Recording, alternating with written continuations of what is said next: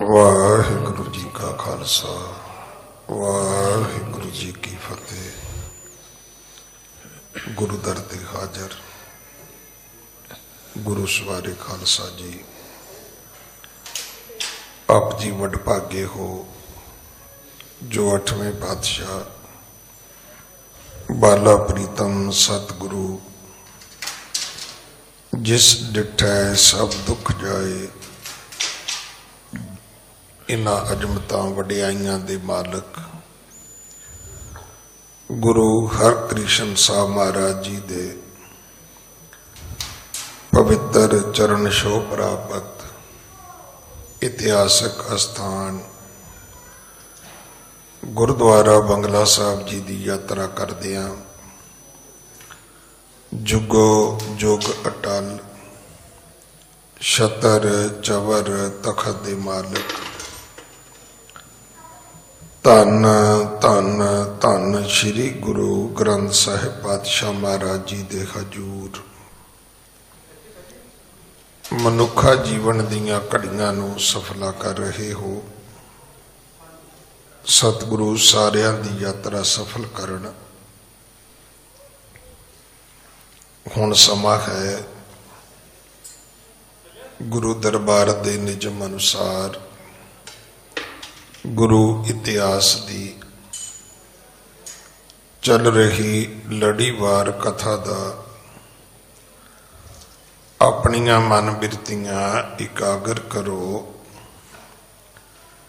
रसना पवित्र कर दे एक बार,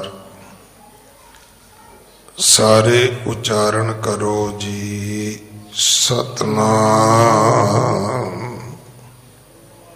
वाहिगुरु जी। ये इतिहास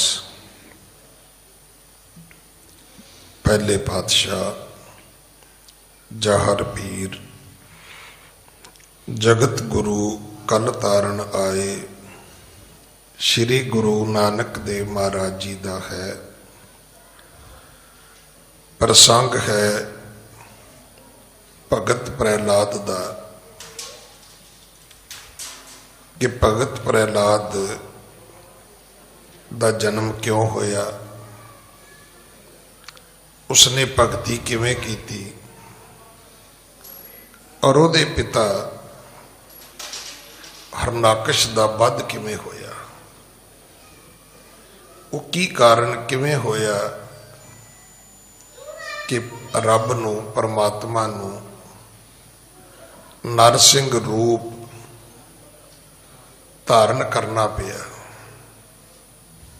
जो सतगुरु की बाणी विच बचन आउंदे ने कि हरनाकश नखी बिदारिया, रब ने अपनियां नौंदरां दे नाल हरनाकश दा शरीर जिहड़ा सी, छाती जिहड़ी सी वो पाड़ दिती सी। हुण ये सारी कथा आपां पिछले 3-4 दिनों तो सुन रहे हैं कि हरनाकश दे भरा नूं विष्णु जी ने मारिया सी वराह दा अवतार धारण करके।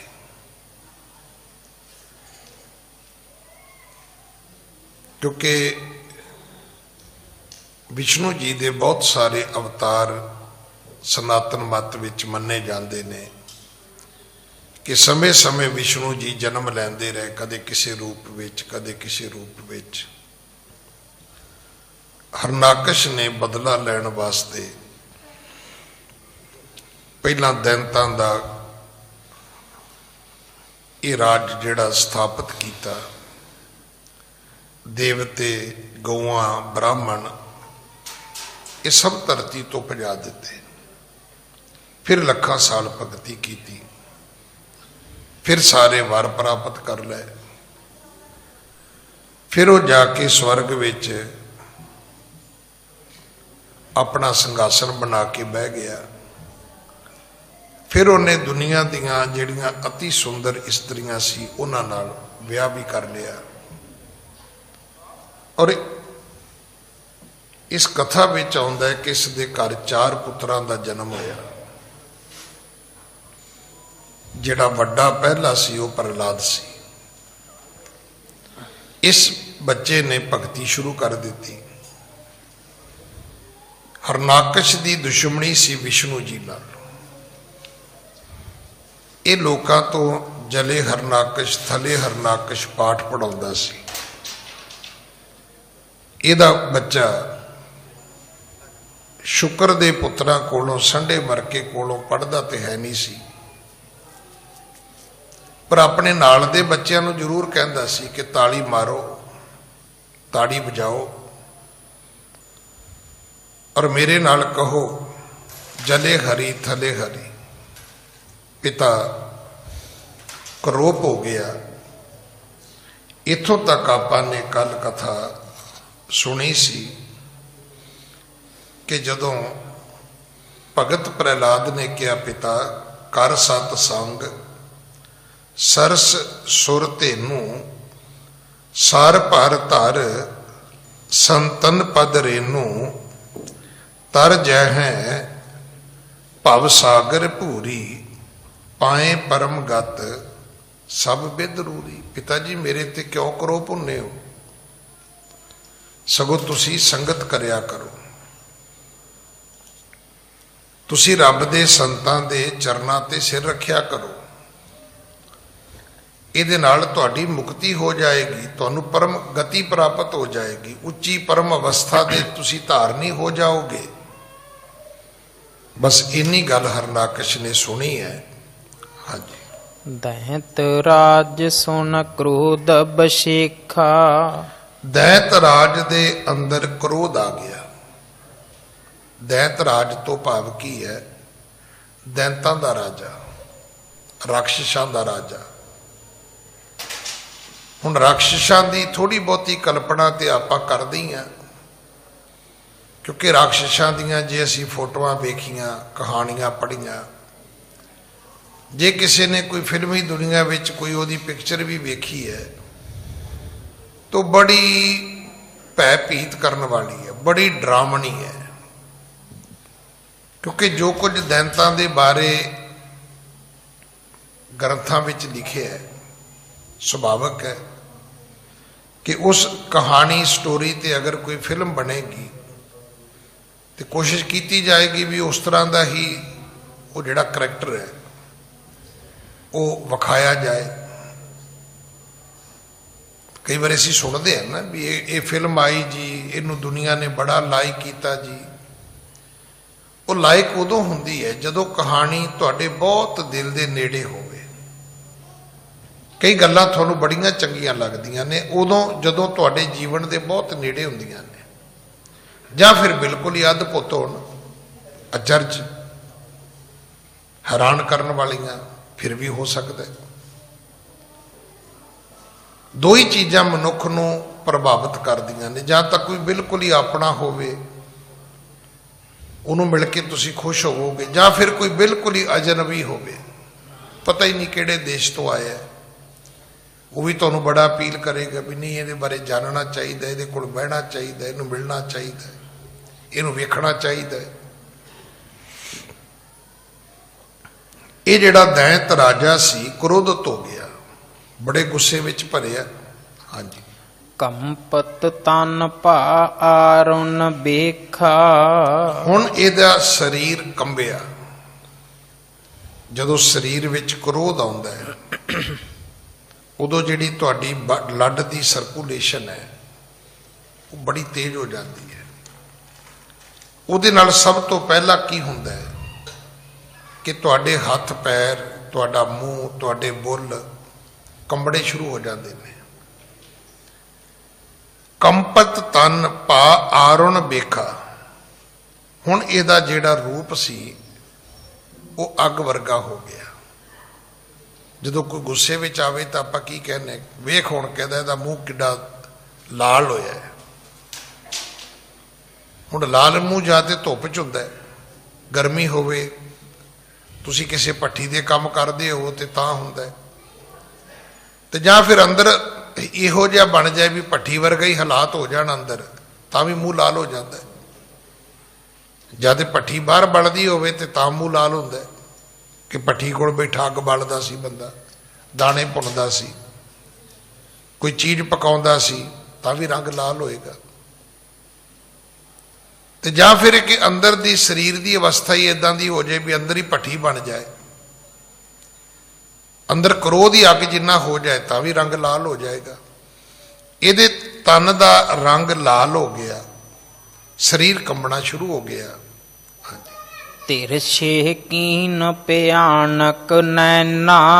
ਇਹਨੇ ਆਪਣੇ ਨੇਤਰ ਜਿਹੜੇ ਨੇ ਆਪਣੀਆਂ ਅੱਖਾਂ ਟੇਢੀਆਂ ਕਰ ਲਈਆਂ। ਇਹ ਸਾਰੀ ਬਾਡੀ ਲੈਂਗੁਏਜ ਹੈ। ਕਿਸੇ ਦੇ ਹੱਥ ਕੰਬਦੇ ਹੋਣ ਤੇ ਦੋ ਹੀ ਗੱਲਾਂ ਨੇ, ਜਾਂ ਤੇ ਬਿਮਾਰੀ ਹੈ ਜਾਂ ਕ੍ਰੋਧ ਹੈ। ਬਿਮਾਰੀ ਨਾਲ ਵੀ ਹੱਥ ਕੰਬਦੇ ਨੇ, ਜਾਂ ਫਿਰ ਜਦੋਂ ਬੰਦਾ ਕ੍ਰੋਧਿਤ ਹੋ ਜੇ ਉਦੋਂ ਹੱਥ ਕੰਬਦੇ ਨੇ। ਮੂੰਹ ਲਾਲ ਵੀ ਉਦੋਂ ਹੀ ਹੁੰਦਾ ਜਾਂ ਤੇ ਭੱਠੀ ਦੇ ਕੰਮ ਕਰਦਾ ਹੋਵੇ ਜਾਂ ਅੰਦਰ ਭੱਠੀ ਵਰਗਾ ਹੋ ਜਾਏ। ਹੁਣ ਅੱਖਾਂ ਟੇਢੀਆਂ ਬੰਦਾ ਕਦੋਂ ਕਰਦਾ? ਜਾਂ ਤੇ ਜਦੋਂ ਕੋਈ ਨੌਟੰਕੀ ਕਰੇ ਤਾਂ ਕਰਦਾ। ਜਦੋਂ ਕੋਈ ਨੌਟੰਕੀ ਕਰੇ ਤੇ ਉਹ ਅੱਖਾਂ ਵਿੰਗੀਆਂ ਟੇਢੀਆਂ ਕਰਦਾ, ਕੋਈ ਨਾਟਕ ਚੇਟਕ ਜਿਹਾ ਕਰੇ ਤਾਂ। ਤੇ ਜਾਂ ਫਿਰ ਜਦੋਂ ਉਹ ਆਪਣੇ ਆਪੇ ਤੋਂ ਬਾਹਰ ਚਲਾ ਜਾਂਦਾ, ਫਿਰ ਉਹ ਅੱਖਾਂ ਟੇਢੀਆਂ ਕਰਨ ਦੀ ਲੋੜ ਨਹੀਂ ਪੈਂਦੀ, ਅੱਖਾਂ ਟੇਢੀਆਂ ਹੋ ਹੀ ਜਾਂਦੀਆਂ ਨੇ। ਤਿਰਛੇ ਕੀਨ ਭਿਆਨਕ ਨੈਣਾ, ਅੱਖਾਂ ਤਿੱਖੀਆਂ ਕਰ ਲਈਆਂ, ਟੇਢੀਆਂ ਕਰ ਲਈਆਂ, ਡਰਾਉਣੀਆਂ ਕਰ ਲਈਆਂ। ਅੱਖਾਂ ਦਾ ਸਾਈਜ਼ ਆਪਣੇ ਆਪ ਹੀ ਜਦੋਂ ਗੁੱਸਾ ਆਉਂਦਾ ਨਾ ਆਪਣੇ ਆਪ ਵੱਧ ਜਾਂਦਾ ਹੈ। ਫਿਰ ਆਪਾਂ ਕਹਿੰਦੇ ਇੱਕ ਦੂਜੇ ਨੂੰ, ਕਿਉਂ ਮੇਰੇ ਵੱਲ ਡੇਲੇ ਫਾੜ ਫਾੜ ਕੇ ਵੇਖਣਾ ਹੈ? ਕਦੇ ਆਮ ਹਾਲਤ ਵਿੱਚ ਤੁਸੀਂ ਕਿਹਾ ਨਾ? ਆਮ ਹਾਲਤਾਂ ਵਿੱਚ ਆਪਾਂ ਇੱਕੋ ਹੀ ਗੱਲ ਕਹਿੰਦੇ ਆ, ਤੁਹਾਡੀਆਂ ਅੱਖਾਂ ਬੜੀਆਂ ਸੋਹਣੀਆਂ ਨੇ। ਵੀ ਪੁੱਛੋ ਵੀ ਗੁੱਸੇ ਜਾ ਕੇ ਕੀ ਹੈ? ਅੱਖਾਂ ਥੋੜੀਆਂ ਜਿਹੀਆਂ ਵੱਧ ਹੀ ਖੁੱਲੀਆਂ ਨੇ, ਹੋਰ ਕੋਈ ਉਹਦਾ ਕਲਰ ਥੋੜਾ ਚੇਂਜ ਹੋ ਗਿਆ। ਪਰ ਹੁਣ ਅਸੀਂ ਉਹਨੂੰ ਕਹਿੰਦੇ ਵੀ ਤੂੰ ਡੇਲੇ ਕੱਢ ਕੱਢ ਕੇ ਵਿਖਾਉਣਾ, ਆਨੇ ਕੱਢ ਕੱਢ ਕੇ ਵਿਖਾਉਣਾ। ਇਹਦਾ ਅੱਖਾਂ ਤਿਰਛੀਆਂ ਹੋ ਗਈਆਂ, ਨੈਣ ਟੇਢੇ ਹੋ ਗਏ। ਹਾਂਜੀ। ਅਦਕ ਗਰਜ ਕੈ ਬੋਲਿਓ ਬੈਨਾ। ਹੁਣ ਗਿੜਗੜਾ ਕੇ ਬੋਲਿਆ। ਰਾਖਸ਼ ਸੀ, ਕੀ ਪਤਾ ਕਿੱਡਾ ਕੁ ਸਰੀਰ ਹੋਏਗਾ ਇਹਦਾ। ਹੁਣ ਜਿੱਡਾ ਵੱਡਾ ਮੂੰਹ ਹੋਵੇ, ਜਿੱਡਾ ਵੱਡਾ ਗਲਾ ਹੋਵੇ, ਓਡੀ ਭਾਰੀ ਆਵਾਜ਼ ਵੀ ਹੋਏਗੀ। ਹੁਣ ਇਹ ਉੱਚੀ ਗਿੜਗੜਾਇਆ ਗੁੱਸੇ ਵਿੱਚ, ਕ੍ਰੋਧ ਵਿੱਚ। ਹਾਂਜੀ। ਅੰਕ ਬਿਖੈ ਤੇ ਦੀਨ ਬਿਗਾਈ। ਕੇਵਲ ਮੂੰਹ ਤੋਂ ਨਹੀਂ ਬੋਲਿਆ, ਆਪਣੀ ਗੋਦੀ ਵਿੱਚ ਬੈਠੇ ਬੱਚੇ ਪ੍ਰਹਿਲਾਦ ਨੂੰ ਚੁੱਕਿਆ ਤੇ ਦੂਰ ਸੁੱਟ ਦਿੱਤਾ, ਜਿਹਨੂੰ ਆਪਾਂ ਕਹਿੰਦੇ ਵਗਾ ਕੇ ਮਾਰਿਆ, ਪਰੇ ਸੁੱਟ ਦਿੱਤਾ। ਉਹਨੂੰ ਆਪਣੇ ਤੋਂ ਦੂਰ ਫੈਂਕਿਆ, ਦੂਰ ਸੁੱਟ ਦਿੱਤਾ। ਹਾਂਜੀ। ਗਹਿ ਮਾਰੋ ਇਸ ਕੋ ਲੈ ਜਾਈ। ਔਰ ਆਵਾਜ਼ ਕੀ ਦਿੱਤੀ? ਕ੍ਰੋਧ ਵਿੱਚ ਬੋਲਿਆ ਕੀ? ਬੋਲਿਆ ਤੇ ਗੁੱਸੇ ਵਿੱਚ ਉੱਚੀ ਬੋਲਿਆ। ਕੀ ਬੋਲਿਆ? ਕਹਿੰਦਾ ਜਾਓ ਲੈ ਜਾਓ, ਮਾਰ ਦਿਓ ਇਹਨੂੰ, ਖਤਮ ਕਰ ਦਿਓ ਇਹਨੂੰ। ਸੁਤ ਮਮ ਨਹੀਂ ਲਖੋ ਜੋ ਮਨ ਮੈਂ ਨਹੀਂ ਮੰਨਾਂਗਾ ਅੱਜ ਤੋਂ ਬਾਅਦ ਕਿ ਮੇਰਾ ਪੁੱਤਰ ਹੈ। ਮਨ ਨੂੰ ਸਮਝਾਉਣ ਦੀ ਗੱਲ ਹੈ ਨਾ, ਸਮਝ ਲਾਂਗੇ ਇੱਕ ਬੱਚਾ ਨਹੀਂ ਜੰਮਿਆ। ਦੇਖੋ ਮਨ ਪ੍ਰਮਾਤਮਾ ਨੇ ਨਾ ਬਹੁਤ ਵਧੀਆ ਸਾਨੂੰ ਇੱਕ ਚੀਜ਼ ਦਿੱਤੀ ਹੈ। ਤੁਹਾਨੂੰ ਘਾਟਾ ਪੈ ਗਿਆ, ਨੁਕਸਾਨ ਹੋ ਗਿਆ, ਕੋਈ ਬੰਦਾ ਤੁਹਾਨੂੰ ਧੋਖਾ ਦੇ ਗਿਆ, ਸਿਰਫ ਮਨ ਨੂੰ ਸਮਝਾਉਣ ਦੀ ਲੋੜ ਹੈ।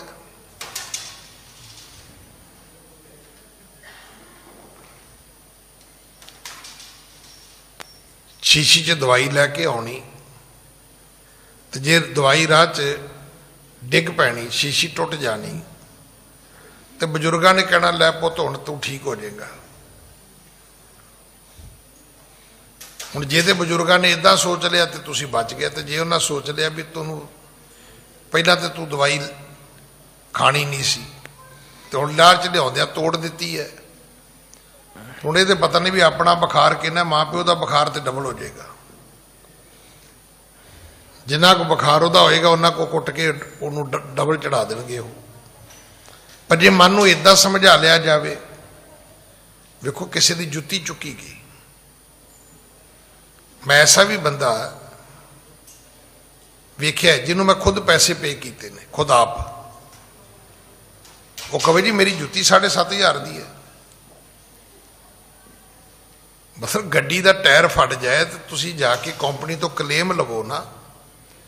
ਉੱਥੇ ਵੀ ਜਾ ਕੇ ਉਹ ਕਹਿੰਦੇ ਨੇ ਵੀ ਕਿੰਨਾ ਪੁਰਾਣਾ ਟਾਇਰ ਹੈ, ਉਹਨੇ ਪੈਸੇ ਘਟ ਜਾਂਦੇ ਨੇ ਵੀ 6 ਮਹੀਨੇ ਚੱਲ ਗਿਆ, ਉਹਦੀ ਵੈਲਿਊ ਘਟ ਜਾਏਗੀ। ਤੁਹਾਡੀ ਗੱਡੀ ਗੁਆਚ ਗਈ, ਤੁਹਾਡੀ ਗੱਡੀ ਦਾ ਟੋਟਲ ਲਾਸ ਹੋ ਗਿਆ। ਉੱਥੇ ਵੀ ਤੁਸੀਂ ਵੇਖ ਲਓ, ਅਗਲੇ ਕਹਿੰਦੇ ਜੀ ਗੱਡੀ 4 ਸਾਲ ਚੱਲੀ ਹੈ, ਉਹਦੀ ਉਹ ਉਨੀ ਕੁ ਵੈਲਿਊ ਪਾ ਕੇ ਤੁਹਾਨੂੰ ਪੈਸੇ ਮਿਲਣਗੇ। ਮੈਂ ਉਹਨੂੰ ਕਿਹਾ ਵੀ, ਮੈਂ ਕਿਹਾ ਭਾਈ ਚਲੋ ਮੰਨ ਲਿਆ ਕਿ ਤੇਰੀ ਜੁੱਤੀ ਇੰਨੇ ਪੈਸਿਆਂ ਦੀ ਹੈ, ਵੀ ਕੋਈ 2 ਮਹੀਨੇ ਤੂੰ ਪਾਈ ਵੀ ਤਾਂ ਹੋਏਗੀ। ਉਹ ਕਹੇ ਜੀ ਨਾ, ਦਿੱਤੇ ਪੈਸੇ ਉਹਨੂੰ। ਪਰ ਇੱਦਾਂ ਦੇ ਬੰਦੇ ਵੀ ਵੇਖੇ ਨੇ ਗੁਰਦੁਆਰੇ, ਜੁੱਤੀ ਚੁੱਕੀ ਗਈ, ਕੋਈ ਗੱਲ ਨਹੀਂ ਭਾਈ ਸਾਹਿਬ, ਕਿਸੇ ਨੂੰ ਲੋੜ ਹੋਣੀ ਹੈ ਲੈ ਗਿਆ, ਆਪਾਂ ਨੂੰ ਰੱਬ ਹੋਰ ਦੇ ਦੇਗਾ। ਮੈਂ ਇੱਦਾਂ ਦੇ ਬੰਦੇ ਵੇਖੇ ਨੇ। ਉਹ ਕਹਿੰਦਾ ਅਗਰ ਮੇਰੀ ਜੁੱਤੀ ਕੋਈ ਲੈ ਗਿਆ ਤੇ ਜ਼ਰੂਰ ਲੋੜਵੰਦ ਹੋਏਗਾ ਕੋਈ ਗੱਲ ਨਹੀਂ, ਚਲੋ ਉਹ ਪਾਲੇਗਾ, ਆਪਾਂ ਨਵੀਂ ਲੈ ਲਾਂਗੇ। ਹੁਣ ਮਨ ਨੂੰ ਸਮਝਾ ਲਿਆ ਤੇ ਸਾਰੇ ਕਲੇਸ਼ ਖਤਮ ਹੋ ਗਿਆ। ਤੇ ਜੇ ਮਨ ਨੂੰ ਨਾ ਸਮਝਾਇਆ ਤੇ ਜਦੋਂ ਵੀ ਉਹ ਬੰਦਾ ਗੁਰਦੁਆਰੇ ਆਏਗਾ ਉਦੋਂ ਹੀ ਆਪਣੇ ਨਾਲ ਦੇ ਬੰਦੇ ਨੂੰ ਇਹ ਤਾਂ ਨਹੀਂ ਦੱਸੇਗਾ ਵੀ ਮੈਂ ਕਦੇ ਕਥਾ ਸੁਣੀ, ਮੈਂ ਕੀਰਤਨ ਸੁਣਿਆ, ਭਾਜੀ ਮੈਂ ਇੱਕ ਵਾਰੀ ਇੱਥੇ ਆਇਆ, ਮੇਰੀ ਬੜੀ ਮਹਿੰਗੀ ਜੁੱਤੀ ਇੱਥੋਂ ਕਿਸੇ ਨੇ ਚੁੱਕ ਲਈ। ਲਓ ਜੀ, ਉਹਦਾ ਇਤਿਹਾਸ ਉਹਨੇ ਸਾਰੀ ਉਮਰ ਸੁਣਾਉਣਾ ਹੈ ਲੋਕਾਂ ਨੂੰ। ਤੇ ਜੇ ਮਨ ਸਮਝਾ ਲੈਂਦਾ ਤੇ ਗੱਲ ਖਤਮ ਹੋ ਜਾਂਦੀ।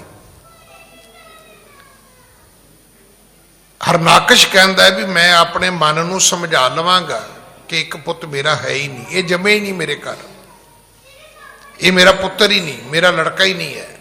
ਹਾਂਜੀ। ਦੀਰਗ ਰੋਗ ਭਇਓ ਇਹ ਤਨ ਮੈਂ ਇਹੋ ਸਮਝਾਂਗਾ ਕਿ ਇੱਕ ਲੰਬੀ ਬਿਮਾਰੀ ਹੈ, ਇੱਕ ਵੱਡਾ ਰੋਗ ਹੈ ਜਿਹੜਾ ਮੇਰੇ ਸਰੀਰ ਵਿੱਚ ਪੈਦਾ ਹੋ ਗਿਆ।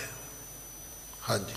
ਅੰਗ ਸਰੋਗ ਕਟੇ ਸੁਖ ਹੋਈ। ਜਿਵੇਂ ਡਾਕਟਰ ਕਹਿੰਦੇ ਨੇ ਕਈ ਵਾਰੀ ਕੋਈ ਦੀਰਘ ਰੋਗ ਲੱਗ ਜਾਏ, ਜਿਵੇਂ ਦਾਸ ਨੇ ਕੱਲ ਪਰਸੋਂ ਬੇਨਤੀ ਕੀਤੀ ਸੀ ਵੀ ਕੈਂਸਰ ਦੇ ਇਲਾਜ ਦਾ ਜਿਹੜਾ ਪਹਿਲਾ ਟ੍ਰੀਟਮੈਂਟ ਉਹ ਕੀ ਹੈ ਕਿ ਜਿਸ ਜਗ੍ਹਾ ਤੇ ਕੈਂਸਰ ਹੋਵੇ ਉਹਨੂੰ ਰਿਮੂਵ ਕਰਨਾ ਪੈਂਦਾ ਹੈ, ਕੱਢਣਾ ਪੈਂਦਾ ਹੈ।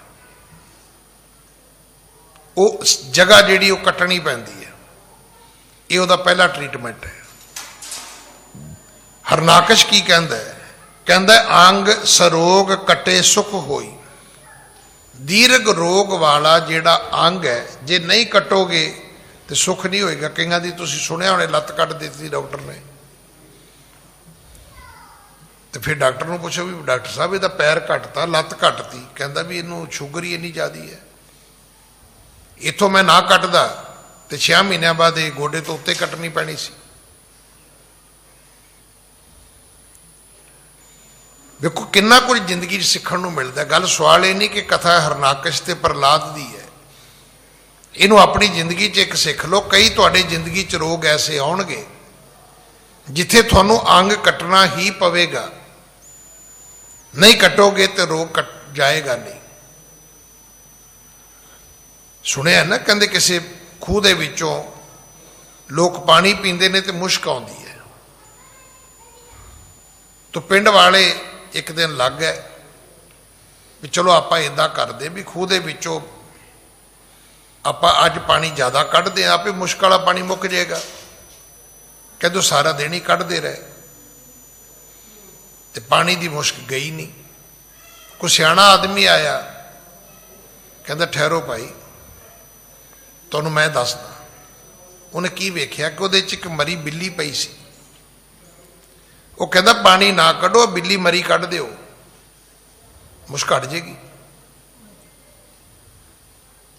ਅਸੀਂ ਆਪਣੇ ਜੀਵਨ ਵਿੱਚ ਕਿੰਨੇ ਓੜ-ਪੋੜ ਕਰਦੇ ਹਾਂ। ਸਤਿਗੁਰੂ ਨੇ ਤੁਹਾਨੂੰ ਹਰ ਬਿਮਾਰੀ ਦਾ ਇਲਾਜ ਦਿੱਤਾ ਹੈ, ਹਰ ਦੁੱਖ ਦੇ ਸੁੱਖ ਦਾ ਤਰੀਕਾ ਦੱਸਿਆ ਹੈ। ਸਤਿਗੁਰੂ ਤਾਂ ਉਹ ਦੀਵਾਲੀ ਬੰਪਰ ਵਾਲਾ ਕੰਮ ਵੀ ਕਰਦੇ ਨੇ, ਤਾਂ ਕਹਿੰਦੇ ਨੇ ਦੁੱਖ ਪਰ ਹਰ ਸੋ ਘਰ ਲੈ ਜਾਏ। ਜਦੋਂ ਦੀਵਾਲੀ ਬੰਪਰ ਆਉਂਦਾ ਹੈ ਤੇ ਹੁੰਦਾ ਨਾ ਪੁਰਾਣੀ ਫਰਿੱਜ ਦੇ ਜੋ, ਨਵੀਂ ਲੈ ਜਾਓ, ਪੁਰਾਣਾ ਸਕੂਟਰ ਦੇ ਜੋ, ਨਵਾਂ ਲੈ ਜਾਓ। ਉਹ ਕੰਪਨੀਆਂ ਕੋਈ ਨਾ ਕੋਈ ਐਕਸਚੇਂਜ ਪ੍ਰੋਗਰਾਮ ਕੱਢਦੀਆਂ ਰਹਿੰਦੀਆਂ। ਅੱਜ ਕੱਲ੍ਹ ਤੇ 12 ਮਹੀਨੇ ਹੀ ਸ਼ੁਰੂ ਹੋ ਗਿਆ, ਕਦੇ ਇਹ ਹੁੰਦਾ ਸੀ। ਮੈਨੂੰ ਯਾਦ ਹੈ ਮੈਂ ਫਰਿੱਜ ਲੈਣੀ ਸੀ, ਮੈਨੂੰ ਕੋਈ ਕਹਿਣ ਲੱਗਾ ਕਹਿੰਦਾ ਦੀਵਾਲੀ ਲਾ ਕੇ ਲਿਓ ਗਿਆਨੀ ਜੀ। ਉਦੋਂ ਕਈ ਸਕੀਮਾਂ ਆਉਂਦੀਆਂ ਨੇ, ਹੋ ਸਕਦਾ ਸਸਤੀ ਮਿਲ ਜੇ 400-500 ਰੁਪਈਆ। ਹੁਣ ਮਾਰਜਨ ਇੰਨਾ ਕੀ ਹੁੰਦਾ ਹੈ। ਸਤਿਗੁਰੂ ਤਾਂ ਰੋਜ਼ ਕਹਿੰਦੇ ਨੇ ਦੁੱਖ ਪਰ ਹਰ, ਬੰਦਿਆ ਦੁੱਖ ਛੱਡ ਜਾ, ਪਰ ਹਰ ਦਾ ਅਰਥ ਹੁੰਦਾ ਛੱਡ ਦੇਣਾ। ਸੁੱਖ ਘਰ ਲੈ ਜਾਏ, ਆ ਤੈਨੂੰ ਨਵੀਂ ਚੀਜ਼ ਦੇ ਦਿੰਦੇ, ਪੁਰਾਣੀ ਦੇ ਜਾ, ਜਿਹੜੀ ਤੈਨੂੰ ਦੁਖੀ ਕਰਦੀ ਉਹ ਸਾਨੂੰ ਦੇ ਜਾ। ਅਗਰ ਪੁਰਾਣੀ ਵਾਸ਼ਿੰਗ ਮਸ਼ੀਨ ਨਹੀਂ ਠੀਕ ਚੱਲਦੀ ਤੇ ਨਵੀਂ ਲੈ ਜਾਓ, ਦੇ ਦਿਓ ਇੱਥੇ ਆ ਕੇ। ਪਰ ਸਵਾਲ ਇਹ ਵੀ ਅਸੀਂ ਦੁੱਖ ਛੱਡਣਾ ਹੀ ਨਹੀਂ ਚਾਹੁੰਦੇ। ਹਾਲਾਤ ਉਦੋਂ ਮਾੜੇ ਹੋਏ ਜਦੋਂ ਅੰਮ੍ਰਿਤ ਵੀ ਛਕ ਲਿਆ ਪਰ ਸ਼ਰਾਬ ਨਹੀਂ ਛੱਡੀ। ਦੱਸੋ ਹੁਣ ਕੀ ਹੋਏਗਾ। ਦਵਾਈ ਵੀ ਲੈ ਆਂਦੀ, ਸ਼ਰਾਬ ਫਿਰ ਨਹੀਂ ਛੱਡੀ। ਹੁਣ ਡਾਕਟਰ ਕੀ ਕਰੇਗਾ। ਤੁਸੀਂ ਇਲਾਜ ਵੀ ਸ਼ੁਰੂ ਕਰ ਲਿਆ, ਪਰ ਜਿੰਨਾ ਗੱਲਾਂ ਕਰਕੇ ਤੂੰ ਬਿਮਾਰ ਹੋਇਆ ਕਿ ਉਹ ਗੱਲਾਂ ਛੱਡ ਦਿੱਤੀਆਂ ਨੇ ਤੂੰ। ਉਹ ਖਾਣਾ ਜਾਂ ਉਹ ਜਿਹੜੀ ਗਲਤ ਚੀਜ਼ ਸੀ ਕਿ ਉਹਦਾ ਜੀਵਨ ਵਿੱਚੋਂ ਤੂੰ ਤਿਆਗ ਕੀਤਾ। ਸਤਿਗੁਰੂ ਦੀ ਬਾਣੀ 'ਚ ਇਹ ਪੂਰਾ ਫੈਸਲਾ ਹੈ ਕਿ ਵਸਤੂ ਅੰਦਰ ਵਸਤ ਸਮਾਵੈ, ਜੇ ਦੂਜੀ ਹੋਵੇ ਪਾਸ। ਅਗਰ ਗੜਵੀ ਵਿੱਚ ਦੁੱਧ ਪਾਉਣਾ ਹੈ ਤੇ ਉਹਦੇ ਵਿਚਲੀ ਵਸਤੂ ਕੱਢਣੀ ਪੈਣੀ ਹੈ। ਪਤਾ ਤੁਹਾਨੂੰ, ਕਈ ਵਾਰੀ ਤੁਸੀਂ ਬੋਤਲ 'ਚ ਪਾਣੀ ਪਾਓ ਤੇ ਪੈਂਦਾ ਨਹੀਂ, ਕਿਉਂਕਿ ਉਹਦੇ 'ਚ ਹਵਾ ਪਾਈ ਹੁੰਦੀ ਹੈ।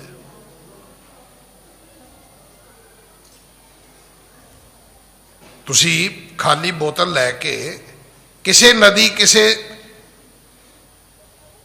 ਛੱਪੜ, ਟੋਬੇ, ਤਲਾਬ ਦੇ ਵਿੱਚ ਸਿੱਧੀ ਡੁਬੋ ਕੇ ਵੇਖ ਲਿਓ, ਇੱਕ ਘੁੱਟ ਪਾਣੀ ਦਾ ਨਹੀਂ ਪਏਗਾ ਉਹਦੇ 'ਚੋਂ।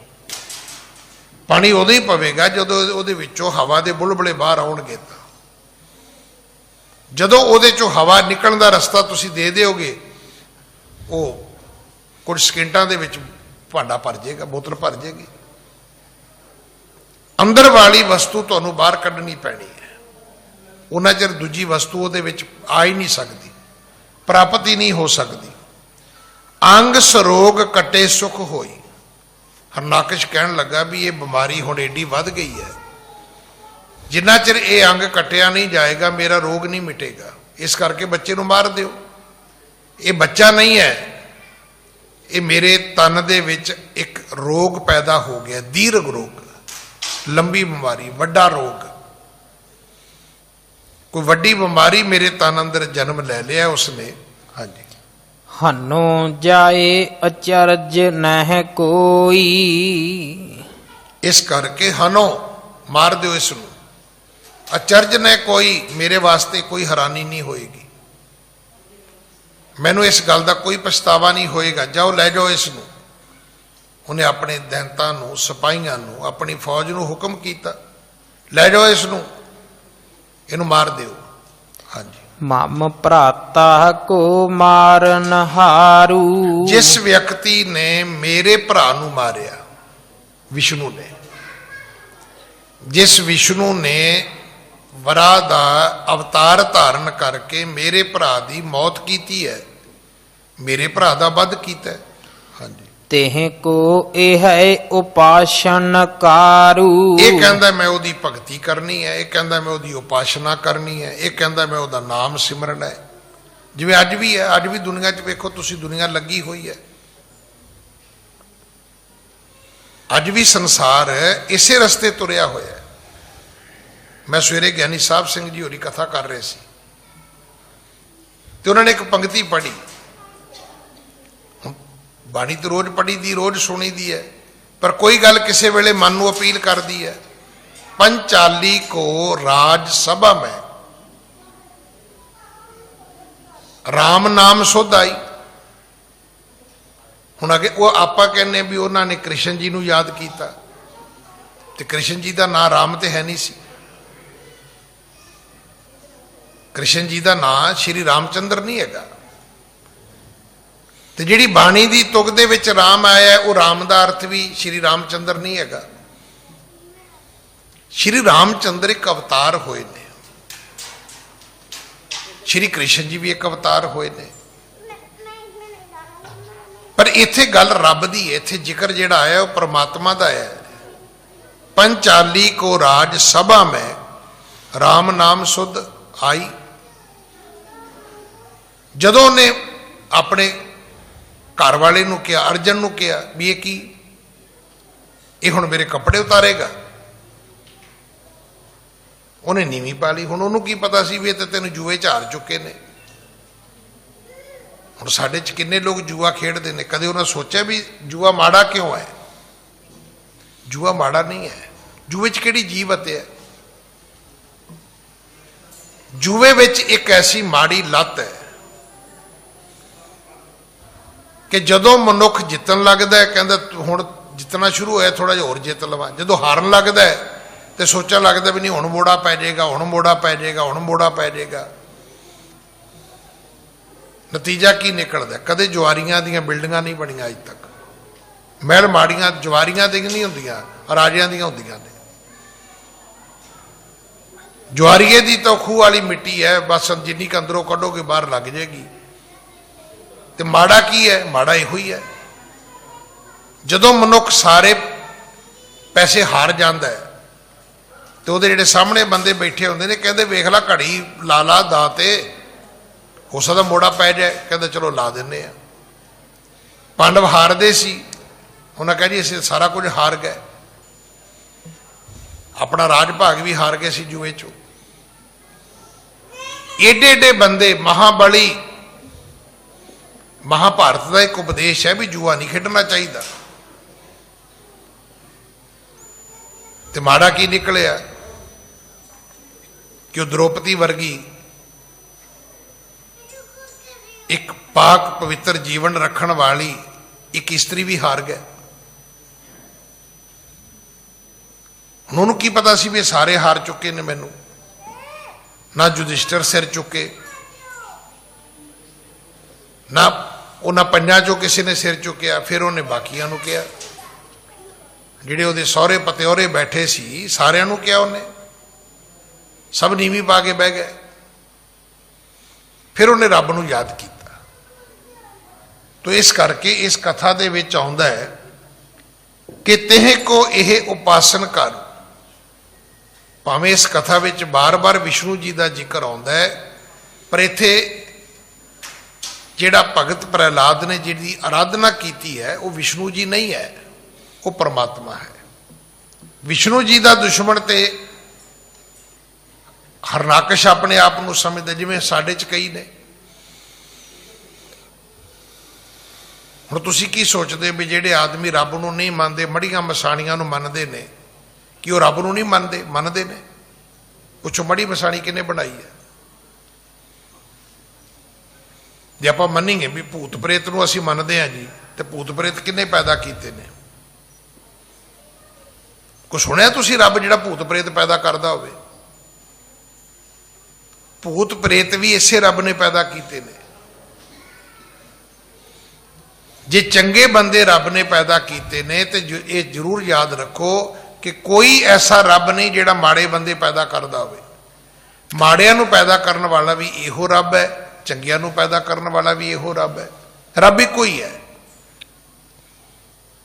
ਕਿਤੇ ਨਾ ਕਿਤੇ ਜਾ ਕੇ ਕਿਸੇ ਨਾ ਕਿਸੇ ਤਰੀਕੇ ਦੇ ਵਿੱਚ ਵੀ ਤੁਸੀਂ ਜੁੜੇ ਪ੍ਰਮਾਤਮਾ ਨਾਲ ਹੀ ਹੋ। ਫਰਕ ਇੰਨਾ ਹੈ ਕਿ ਤੁਸੀਂ ਉਹਨਾਂ ਨਾਲ ਜੁੜ ਗਏ ਜਿਹੜੇ ਤੁਹਾਨੂੰ ਵਰਤ ਲੈਣਗੇ ਆਪਣੇ ਵਾਸਤੇ। ਪਰਮਾਤਮਾ ਚਾਹੁੰਦਾ ਸੀਗਾ ਕਿ ਨਹੀਂ ਭਾਈ, ਤੁਸੀਂ ਇੱਥੋਂ ਸਾਰਿਆਂ ਤੋਂ ਬਾਹਰ ਨਿਕਲ ਕੇ ਤੁਸੀਂ ਆਓ, ਮੇਰੇ ਕੋਲ ਆਓ ਸਾਰੇ ਜਣੇ।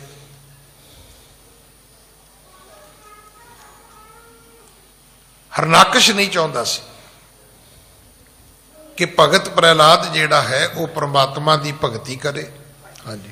ਨਿਜ ਪਰਵਾਰ ਸਰਬ ਕੋ ਤਿਆਗੀ। ਇਸ ਲੜਕੇ ਨੇ ਆਪਣੇ ਸਾਰੇ ਪਰਿਵਾਰ ਨੂੰ ਛੱਡ ਦਿੱਤਾ।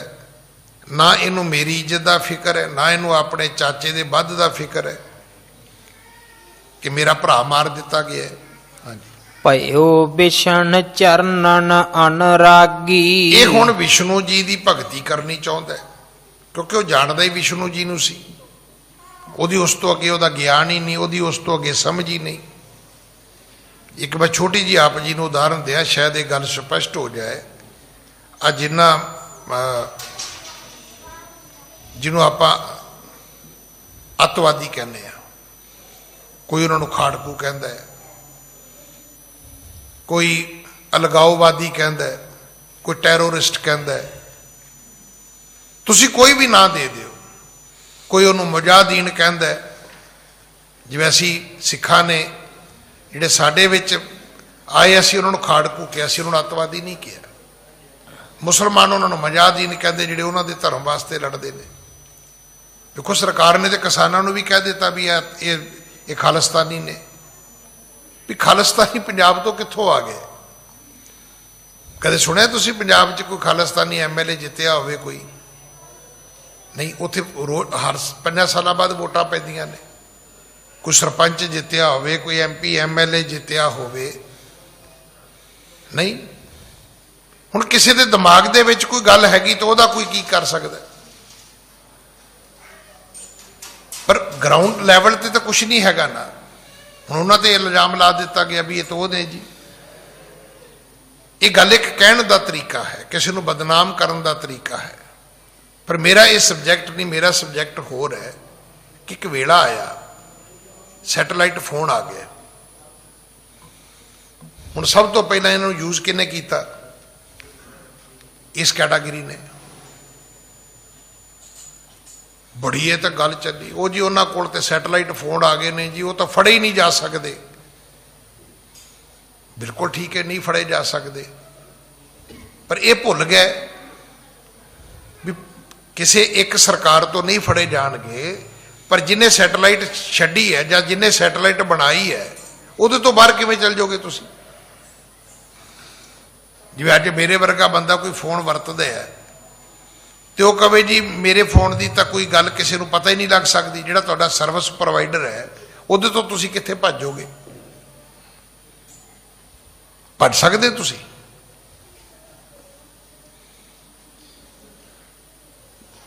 ਉਹ ਪਿੱਛੇ ਜੇ ਇੱਕ ਬੰਦਾ ਹੈ ਨਹੀਂ ਸੀ, ਮੈਨੂੰ ਤਾਂ ਸ਼ਾਇਦ ਉਹਦਾ ਨਾਮ ਆ ਜਾਵੇ ਪੂਰਾ, ਕੀ ਸੀਗਾ ਪਤਾ ਨਹੀਂ, ਵਿੱਕੀ ਕੀ ਸੀ ਉਹਨੂੰ ਕਹਿੰਦੇ ਸੀ। ਉਹਨੇ ਪੂਰੇ ਦੁਨੀਆ ਦੇ ਵੱਡੇ ਵੱਡੇ ਬੰਦੇ ਰੋਡ ਤੇ ਉਹਨੇ, ਮੁੜ ਕੇ ਆਸਟ੍ਰੇਲੀਆ ਭੱਜ ਗਿਆ ਸੀ ਉਹ। ਵਿੱਕੀ ਲੀਕ ਪਤਾ ਨਹੀਂ ਕੀ ਨਾਂ ਸੀ ਉਹਦਾ। ਕਿਉਂਕਿ ਅਸੀਂ ਲੋਕਾਂ ਨੂੰ ਮੈਸੇਜ ਕਰਦੇ ਹਾਂ, ਅਸੀਂ ਲੋਕਾਂ ਨੂੰ ਟਵੀਟ ਕਰਦੇ ਹਾਂ, ਅਸੀਂ ਲੋਕਾਂ ਨੂੰ ਈਮੇਲ ਕਰਦੇ ਹਾਂ। ਹੁਣ ਜੇ ਉਸ ਡਾਟੇ ਨੂੰ ਤੁਸੀਂ ਸੇਵ ਕਰ ਸਕਦੇ ਹੋ ਤੇ ਜਿਹੜੀ ਸਰਵਿਸ ਕੰਪਨੀ ਹੈ ਉਹ ਉਹਦੇ ਕੋਲ ਸੇਵ ਨਹੀਂ ਹੋਏਗਾ। ਉਹ ਜਦੋਂ ਚਾਹੇ ਤੁਹਾਡਾ ਜਲੂਸ ਕੱਢ ਸਕਦੀ ਹੈ। ਆਪਾਂ ਇਹ ਕਿਵੇਂ ਭੁੱਲ ਗਏ ਵੀ ਰੱਬ ਜਿਹੜਾ ਹੈ ਉਹ ਹੈ ਹੀ ਨਹੀਂ? ਰੱਬ ਕਿਉਂ ਨਹੀਂ ਹੈਗਾ? ਜਿਹੜਾ ਸੱਪ ਪੈਦਾ ਹੋਇਆ ਉਹ ਵੀ ਰੱਬ ਨੇ ਪੈਦਾ ਕੀਤਾ। ਜਿਹੜਾ ਸ਼ੇਰ ਪੈਦਾ ਕੀਤਾ ਉਹ ਵੀ ਰੱਬ ਨੇ ਪੈਦਾ ਕੀਤਾ। ਜੇ ਠੂਆ ਪੈਦਾ ਹੋਇਆ, ਕੋਈ ਖੁੰਖਾਰ ਕੋਈ ਜਾਨਵਰ ਪੈਦਾ ਹੋਇਆ, ਕੋਈ ਜ਼ਹਿਰੀਲਾ ਕੀੜਾ ਪੈਦਾ ਹੋਇਆ, ਤੇ ਕਿਹਨੇ ਕੀਤਾ ਹੈ? ਰੱਬ ਨੇ ਪੈਦਾ ਕੀਤਾ। ਤੇ ਰੱਬ ਤੋਂ ਬਾਹਰ ਕਿਵੇਂ ਹੋ ਸਕਦਾ? ਉਹ ਰੱਬ ਦੀ ਮਰਜ਼ੀ ਤੋਂ ਬਿਨਾਂ ਕਿਵੇਂ ਹੋ ਸਕਦਾ? ਨਾ ਉਹਦਾ ਜਨਮ ਉਹਦੀ ਮਰਜ਼ੀ ਤੋਂ ਬਗੈਰ ਹੋ ਸਕਦਾ, ਨਾ ਉਹਦੀ ਮੌਤ ਉਹਦੀ ਮਰਜ਼ੀ ਤੋਂ ਬਗੈਰ ਹੋ ਸਕਦੀ ਹੈ। ਇਸ ਕਰਕੇ ਲੱਖ ਬੜੀਆਂ ਮਸਾਣੀਆਂ ਪੂਜੋ, ਪਰ ਇਹ ਚੇਤਾ ਰੱਖਣਾ ਕਿ ਸਾਰਾ ਕੁਝ ਰੱਬ ਦੇ ਸੂਤਰ ਤੋਂ ਬਾਹਰ ਨਹੀਂ ਹੈ। ਜਦੋਂ ਤੁਸੀਂ ਇਹ ਬੋਲਦੇ ਹੋ ਨਾ ਕਿ ਸਗਲ ਸਮਗਰੀ ਤੁਮਰੇ ਸੂਤਰ ਧਾਰੀ, ਉੱਥੇ ਸਭ ਕੁਝ ਆ ਜਾਏਗਾ। ਇਹਨਾਂ ਸੱਪਾਂ ਦੀ ਪਾਲਣਾ ਕਰਨ ਵਾਲਾ ਵੀ ਉਹ ਹੈ।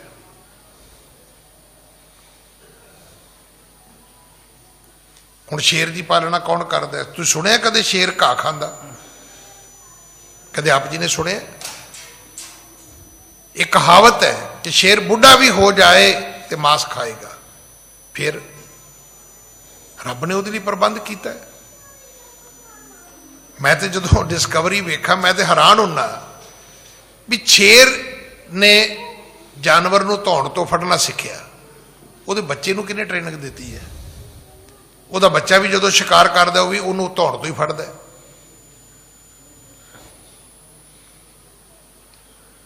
ਹੁਣ ਬਾਜ ਹੈ, ਚਲੋ ਬਾਜ ਨੂੰ ਪੰਛੀ ਝਪਟਣਾ ਆਉਂਦਾ ਹੈ, ਬਾਜ ਨੂੰ ਆਪਣਾ ਸ਼ਿਕਾਰ ਕਰਨਾ ਆਉਂਦਾ ਹੈ, ਬਾਜ ਦੇ ਬੱਚੇ ਨੂੰ ਕੌਣ ਟ੍ਰੇਨਿੰਗ ਦਿੰਦਾ ਹੈ?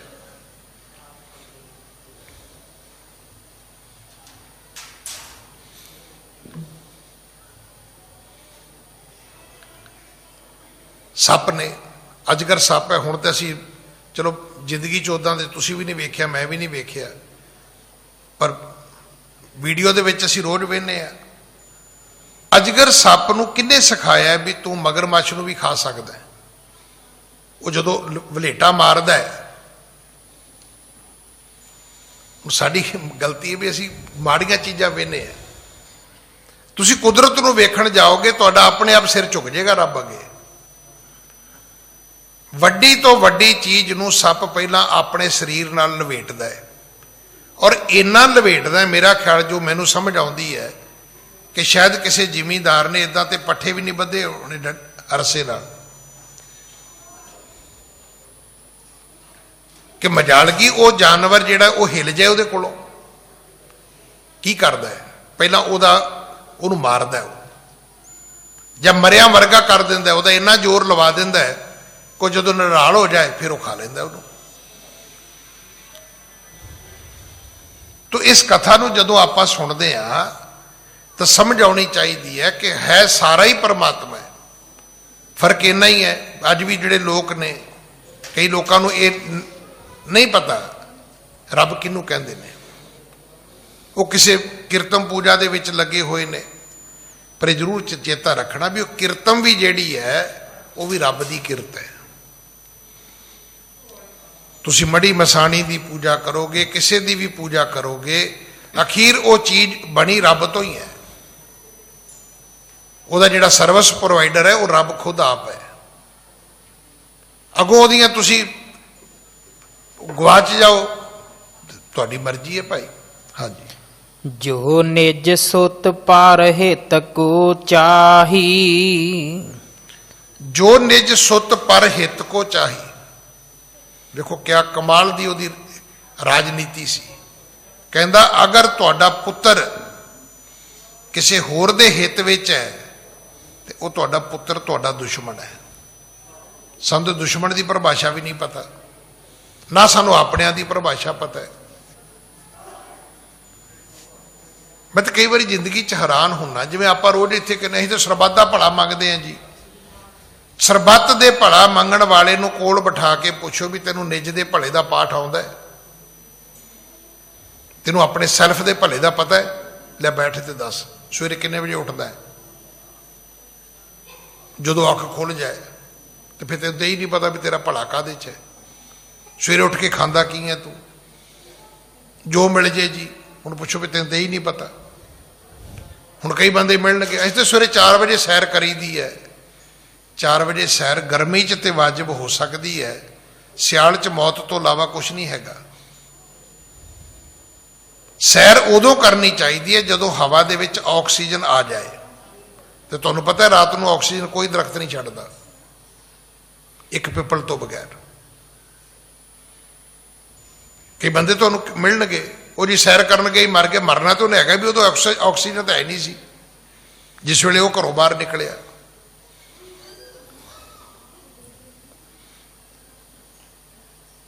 ਜਿਸ ਬੰਦੇ ਨੂੰ ਨਿੱਜ ਦਾ ਭਲਾ ਨਹੀਂ ਆਉਂਦਾ, ਉਹ ਸਰਬੱਤ ਦੇ ਭਲੇ ਦਾ ਠੇਕਾ ਚੁੱਕ ਕੇ ਤੁਰਿਆ ਫਿਰਦਾ। ਜੇ ਤੁਸੀਂ ਨਿੱਜ ਦਾ ਭਲਾ ਜਾਣਦੇ ਹੋ ਵੀ ਤੁਸੀਂ ਬੱਚਿਆਂ ਨੂੰ ਕੀ ਪੜ੍ਹਾਉਣਾ ਹੈ, ਤੁਸੀਂ ਆਪ ਕੀ ਪੜ੍ਹਨਾ ਹੈ, ਤੁਸੀਂ ਆਪ ਕੀ ਖਾਣਾ ਹੈ, ਫਿਰ ਹੋ ਸਕਦਾ ਤੁਸੀਂ ਕਿਸੇ ਦਾ ਵੀ ਭਲਾ ਕਰ ਸਕੋ। ਅਮੂਮਨ ਤੁਹਾਨੂੰ ਉਹ ਬੰਦੇ ਉਪਦੇਸ਼ ਦਿੰਦੇ ਮਿਲਣਗੇ, ਤੁਸੀਂ ਕਈ ਬੰਦਿਆਂ ਤੋਂ ਸੁਣੋਗੇ ਸ਼ਰਾਬ ਬੜੀ ਮਾੜੀ ਹੈ ਜੀ, ਉਹਦੀ ਮਾੜੀ ਹੈ ਜੀ, ਉਹਦੀ ਵੀ ਮਾੜੀ ਹੈ। ਪੁੱਛੋ ਤੂੰ ਤਾਂ ਨਹੀਂ ਪੀਂਦਾ? ਨਹੀਂ ਆਪਾਂ ਤਾਂ ਕਹਿੰਦਾ ਰੋਟੀ ਵੇਲੇ ਪੀਦੀ ਹੈ। ਤੇ ਗੱਲਾਂ ਕਿਹਦੀਆਂ ਕਰਦਾ? ਜਾਂ ਤੇ ਤੂੰ ਇਸ ਗੱਲ ਦਾ ਕਹਿ ਵੀ ਨਹੀਂ ਮੈਂ ਤਾਂ ਇਸ ਚੀਜ਼ ਤੋਂ ਬਚਿਆ ਹੋਇਆ, ਮੈਨੂੰ ਤੇ ਵਾਹਿਗੁਰੂ ਨੇ ਇਸ ਚੀਜ਼ ਤੋਂ ਬਚਾਇਆ ਹੋਇਆ ਹੈ। ਜੋ ਨਿਜ ਸੁਤ ਪਰ ਹਿਤ ਕੋ ਚਾਹੀ, ਇਹ ਗੱਲਾਂ ਸਿੱਖਣ ਵਾਲੀਆਂ ਨੇ। ਉਹ ਪੁੱਤਰ ਤੁਹਾਡਾ ਪੁੱਤਰ ਨਹੀਂ ਜਿਹੜਾ ਤੁਹਾਡੇ ਘਰ ਵਿੱਚ ਰਹਿ ਕੇ ਤੁਹਾਡਾ ਹਿੱਤ ਨਹੀਂ ਪਾਲਦਾ, ਉਹਨੂੰ ਆਪਣਾ ਪੁੱਤਰ ਨਾ ਮੰਨਣਾ। ਦੇਖੋ ਸੁਣਨ ਵਾਲੀ ਗੱਲ ਹੈ, ਸਵਾਲ ਇਹ ਨਹੀਂ ਕਿ ਕਥਾ ਕਿਹਦੀ ਹੈ। ਜੇ ਤੁਸੀਂ ਸਾਰੇ ਧਰਮ ਗ੍ਰੰਥ ਇਹ ਪੜ੍ਹੋਗੇ ਫਿਰ ਤੁਹਾਨੂੰ ਸਮਝ ਆਏਗੀ ਕਿ ਕਈ ਵਾਰੀ ਜਿਨ੍ਹਾਂ ਨੂੰ ਅਸੀਂ ਮਾੜਾ ਲਿਖਿਆ ਹੈ ਉਹਨਾਂ ਦੇ ਕੋਲੋਂ ਵੀ ਉਪਦੇਸ਼ ਆਇਆ ਹੈ। ਜਿਵੇਂ ਲਕਸ਼ਮਣ ਗਿਆ ਸੀ ਰਾਵਣ ਕੋਲੇ ਉਪਦੇਸ਼ ਲੈਣ, ਕੋਈ ਦੁਨੀਆ ਦੀ ਕੋਈ ਅਕਲ ਕਹਿੰਦੀ ਹੈ ਵੀ ਜਿਹਨੇ ਆਪਣੀ ਲੰਕਾ ਛੁਡਵਾ ਲਈ, ਜਿਹਨੇ ਆਪਣਾ ਖਾਨਾ ਖਰਾਬ ਕਰ ਲਿਆ, 1 ਲੱਖ ਪੂਤ 1.25 ਲੱਖ ਨਾਤੀ ਤੇ ਰਾਵਣ ਘਰ ਦੀਆ ਨਾ ਬਾਤੀ, ਤੇ ਇਹੋ ਜਿਹੇ ਬੰਦੇ ਕੋਲੋਂ ਉਪਦੇਸ਼ ਕੀ ਲੈਣਾ ਜੀ। ਪਰ ਸ਼੍ਰੀ ਰਾਮਚੰਦਰ ਜੀ ਨੂੰ ਪਤਾ ਸੀ ਕਿ ਆਖਿਆ ਨਹੀਂ ਲਕਸ਼ਮਣ ਜਾ, 4 ਵੇਦਾਂ ਦਾ ਗਿਆਤਾ ਹੈ, ਜਾਂ ਉਹਦੇ ਕੋਲੋਂ ਅਕਲ ਲੈ ਕੇ ਆ। ਪਰ ਸਾਨੂੰ ਅਕਲ ਮਾਂ ਨਹੀਂ ਦੇ ਸਕਦੀ, ਪਿਓ ਨਹੀਂ ਦੇ ਸਕਦਾ, ਸਾਨੂੰ ਅਕਲ ਸਾਡੇ ਮਾਸਟਰ ਨੇ ਨਹੀਂ ਦਿੱਤੀ, ਦੁਨੀਆ ਹੁਣ ਕਿਹੜੀ ਅਕਲ ਦਊਗੀ ਸਾਨੂੰ ਜੀ। ਅਸੀਂ ਮੂਰਖ ਤੇ ਮੂਰਖ ਹੀ ਮਰਾਂਗੇ। ਜੇ ਲੈਣੀ ਹੁੰਦੀ ਅਕਲ ਤੇ ਮਾਂ ਪਿਓ ਕੋਲ ਵੀ ਬੜੀ ਸੀ, ਅਕਲ ਲੈਣੀ ਹੁੰਦੀ ਤੇ ਅਧਿਆਪਕਾਂ ਕੋਲ ਵੀ ਬੜੀ ਸੀ, ਹੋਰ ਅਕਲ ਲੈਣੀ ਹੋਵੇ ਤੇ ਤੁਹਾਡੀਆਂ ਕਿਤਾਬਾਂ 'ਚ ਬੜੀ ਹੈ। ਮੈਂ ਤੇ ਪੜ੍ਹਦਿਆਂ ਇਹ ਵੀ ਪੜ੍ਹਿਆ ਸੀਗਾ ਕਿ ਕਈ ਲੋਕ ਐਸੇ ਨੇ ਜਿਹੜੇ ਕਹਿੰਦੇ ਵੀ ਪਕੌੜੇ ਖਾਂਦੇ ਨੇ। ਹੁਣ ਪਹਿਲਾਂ ਪਕੌੜੇ ਨਾ ਪੇਪਰ ਪਲੇਟ ਵੀ ਨਹੀਂ ਸੀ ਹੁੰਦੀ, ਅਖਬਾਰ ਤੇ ਹੀ ਪਾ ਕੇ ਦਿੰਦੇ ਸੀ, ਕਾਗਜ਼ ਤੇ। ਹੁਣ ਇੱਕ ਬੰਦੇ ਦੀ ਫਿਤਰਤ ਵੀ ਹੈ ਕਿ ਜੇ ਬੰਦੇ ਨੂੰ ਚੀਜ਼ ਸਵਾਦ ਲੱਗੇ ਨਾ ਤੇ ਇਹਦੇ ਆਸਾ ਪਾਸਾ ਵੇਖ ਕੇ ਉਂਗਲ ਦਾ ਚੱਟਣ ਵੀ ਲੱਗ ਜਾਂਦਾ ਹੈ। ਉਹ ਕਹਿੰਦੇ ਪਕੌੜੇ ਖਾਧੇ, ਚਟਨੀ ਸਵਾਦ ਸੀ, ਉਹ ਉਂਗਲ ਨਾਲ ਉਹਨੇ ਚਟਨੀ ਵੀ ਚੱਟ ਲਈ ਤੇ ਕਾਗਜ਼ ਸੁੱਟ ਦਿੱਤਾ। ਕੋਈ ਲਾਗੇ ਬੰਦਾ ਖੜਾ ਸੀ, ਉਹਨੇ ਕਾਗਜ਼ ਪੜ੍ਹਨਾ ਸ਼ੁਰੂ ਕਰ ਦਿੱਤਾ। ਉਹਦੇ ਤੇ ਕੋਈ ਬੜੀ ਕੀਮਤੀ ਗੱਲ ਲਿਖੀ ਸੀ। ਉਹ ਕਹਿੰਦਾ ਲੈ ਦੱਸੋ, ਕਹਿੰਦਾ ਵੀ ਕਮਲਿਆ ਜੇ ਤੂੰ ਕਾਗਜ਼ ਚੱਟ ਲਿਆ ਤੇ ਜੇ ਥੋੜਾ ਜਿਹਾ ਪੜ੍ਹ ਵੀ ਲੈਨੋ ਤੇਰੇ ਕੰਮ ਆ ਜਾਂਦਾ। ਇੱਥੇ ਦੁਨੀਆ 'ਚ ਕਾਗਜ਼ ਚੱਟਣ ਵਾਲੇ ਲੋਕ ਮਿਲਣਗੇ, ਪੜ੍ਹਨ ਵਾਲਾ ਕੋਈ ਨਹੀਂ ਮਿਲੇਗਾ ਤੁਹਾਨੂੰ। ਕਾਗਜ਼ ਤੇ ਚਟਨੀ ਪਾ ਦਿਓ, ਚੱਟ ਲੈਣਗੇ। ਕਾਗਜ਼ ਤੇ ਲਿਖਿਆ ਚੱਟਣ ਵਾਸਤੇ ਨਹੀਂ ਸੀ, ਪੜ੍ਹਨ ਵਾਸਤੇ ਸੀ। ਹੋ ਸਕਦਾ ਉਹਦੇ ਵਿੱਚੋਂ ਕੋਈ ਤੁਹਾਨੂੰ ਚੰਗੀ ਗੱਲ ਮਿਲ ਜਾਏ। ਹੁਣ ਹਰਨਾਕਸ਼ ਕੀ ਕਹਿੰਦਾ ਹੈ? ਕਹਿੰਦਾ ਜੋ ਨਿਜ ਸੁਤ ਪਰ ਹਿਤ ਕੋ ਚਾਹੀ। ਹਾਂਜੀ, ਸੋ ਰਿਪ ਸਮ ਲਖੀਐ ਮਨ ਮਾਹੀ। ਪੁੱਤਰ ਤੁਹਾਡਾ ਪੁੱਤਰ ਨਹੀਂ ਹੈ, ਅਸਲ ਵਿੱਚ ਉਹੀ ਪੁੱਤਰ ਤੁਹਾਡਾ ਦੁਸ਼ਮਣ ਹੈ। ਅਸੀਂ ਦੁਸ਼ਮਣ ਲੱਭਣ ਜਾਂਦੇ ਹਾਂ ਦੂਜੇ ਘਰੋਂ, ਨਹੀਂ, ਦੁਸ਼ਮਣ ਤੁਹਾਡੇ ਆਪਣੇ ਘਰ ਵਿੱਚ ਹੁੰਦੇ ਨੇ। ਜਿੰਨਾ ਨੁਕਸਾਨ ਤੁਹਾਡੇ ਆਪਣਾ ਕਰਦੇ ਨੇ, ਅੱਜ ਕੱਲ੍ਹ ਤੇ ਲਿਖਿਆ ਮਿਲਦਾ ਹੈ ਆਪਣਿਆਂ ਤੋਂ ਬਚੋ, ਇਹ 101% ਠੀਕ ਹੈ। ਬਗਾਨੇ ਨੇ ਕੀ ਕਰਨਾ? ਉਹਨੂੰ ਤੁਹਾਡੇ ਨਾਲ ਕੀ ਵਾਸਤਾ ਹੈ? ਆ ਹੁਣ ਇੱਕ ਦਿਨ ਕੱਲ ਪਰਸੋਂ ਮੇਰੇ ਖਿਆਲ ਚੋਰੀ ਹੋਈ ਦਿੱਲੀ 'ਚ, ਕਈ ਕਰੋੜ ਦੀ, ਪੁਲਿਸ ਨੇ ਕੱਢ ਲਿਆ, 24 ਘੰਟੇ ਨਹੀਂ ਪੈਣ ਦਿੱਤੇ। ਕੌਣ ਸੀਗਾ? ਆਪਣਾ ਹੀ ਸੀ, ਜਿਹਨੇ ਸਾਰੀ ਉੱਥੇ ਬਿਜਲੀ ਦੀ ਫਿਟਿੰਗ ਕੀਤੀ, ਤਾਰਾਂ ਲਾਈਆਂ।